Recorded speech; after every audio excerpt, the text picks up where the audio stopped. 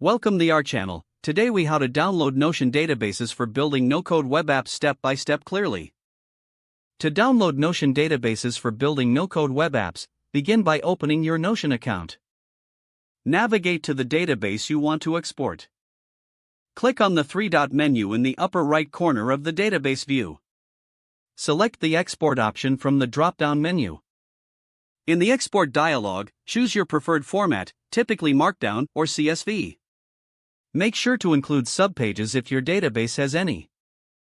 Click on that export button to start the downloading process. Once the download completes, locate the exported file on your device. If you chose Markdown, you'll find a directory containing the database content and a file for each page. If you selected CSV, your data will be in a spreadsheet format. Open the downloaded file to ensure all the information is correctly exported.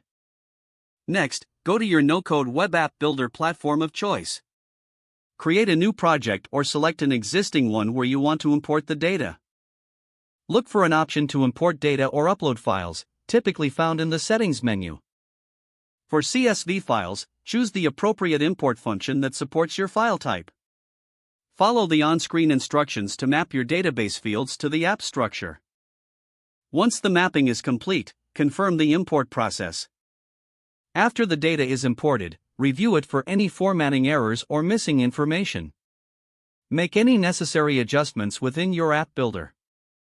Now you can start building your web app using the imported Notion database data.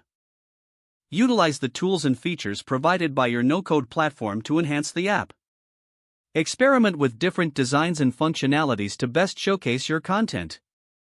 Finally, test the app thoroughly before sharing it with others. If the page does not load, refresh the browser or try again in a private or incognito window.